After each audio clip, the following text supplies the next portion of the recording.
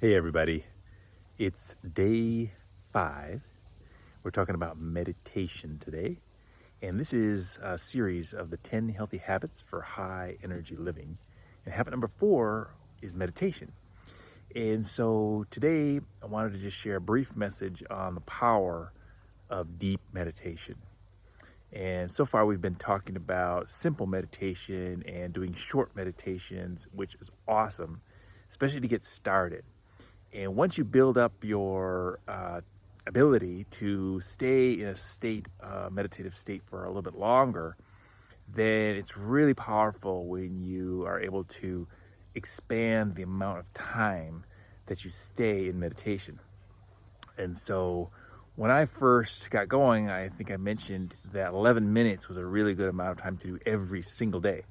And then on some days, when I had more time, I would increase that to 22 minutes or 33 minutes, and then sometimes even an hour. And when you get into the deep meditations of 20, 30, 60 minutes or longer, then you start to feel a very big shift. And it's actually happening inside, right, in the brain waves and in the cellular level where things are being activated because of the connection to, maybe call it, the divine source of all energy. So we talk about high energy, we're really talking about tapping in to the forces that created the universe, to the force that sustains the universe, to the electromagnetic force that keeps us all alive, keeps everything on Earth moving, keeps everything in Earth functioning, is this electromagnetic power, this electricity, this photon, this light. And so by going deeper into your meditations, you can truly activate what I like to call the right side of the brain. And you can activate your pituitary gland, your pineal gland, to release various chemicals, say, for instance, melatonin. And that's why meditating in the dark can be a very, very powerful technique, because you're shutting down, again, the 5 senses, and you can activate a deeper level of consciousness. So getting into the right side of our brain, our creative, imaginative, intuitive part of our existence, can be extremely powerful. And that's where I feel the bigger life changes can occur. The more you spend time, the more that I did this longer meditations, the more I was able to advance in the things that I really wanted to achieve in life. And so I think my longest meditation was a 2.5-hour chanting meditation. So again, you can bring in other elements, and we'll talk more about those other elements in a future session. Things like music and chanting can be very powerful, because the sound vibrations that our vocal cords make can be a really, really powerful change agent as well. And just the vibration of those sounds can have a big impact. So I think maybe we'll do one in the future where we actually do some chanting and you can follow along. That could be a powerful way as well, just to use the different methods to really engage your mind, your consciousness in achieving that which you desire. And so I think, like I mentioned, 2.5 hours chanting Ek Onkar, which is an old Sanskrit, and it comes from the Eastern cultures.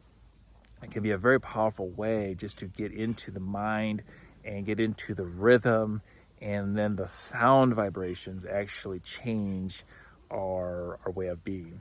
So we'll break that down maybe in a future session, but just wanted to highlight a couple of ideas. So as you get going, as you get a little deeper, challenge yourself to go longer with your meditations. So maybe you can advance from 1 minute to 3 minutes to 6 minutes to 9 minutes to 11 minutes. Just keep adding time and use that timer, that Insight timer or the timer on your clock. And don't have to worry about your mind, what's actually happening. If you're thinking lots of thoughts, that's fine. Let them go by. Just observe the thoughts and just keep concentrating on your breath, concentrating on that point between your eyes, the third eye, with your eyes closed, and just enjoy the experience. And the more practice you have, the more you'll potentially get information. You might see a vision inside your mind. You might see pictures. You might see lights. There's lots of things that can happen. And it doesn't really matter what happens because it's just having an impact on the inside.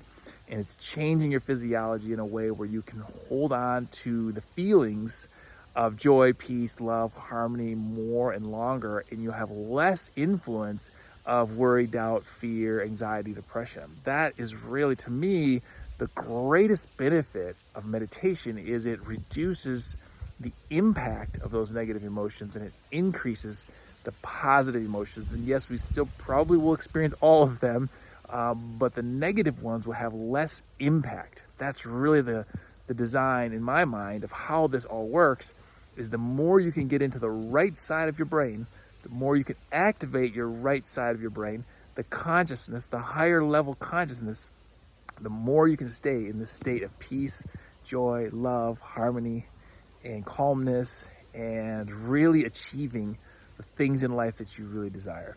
So hopefully this, as a habit, you can continue your meditations and continue to think about challenging yourself. That's really I guess the point of this message is to challenge yourself to go deeper, to spend more time in more lengthy meditations as you really get into it.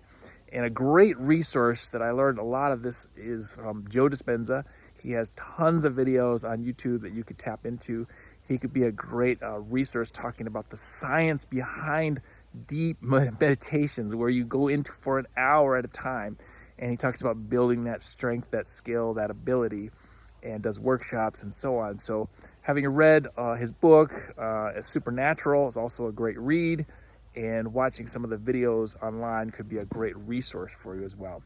So hope this helps. Hope you have some new insights and you can challenge yourself to go deeper with your meditations and really start to enjoy all the benefits.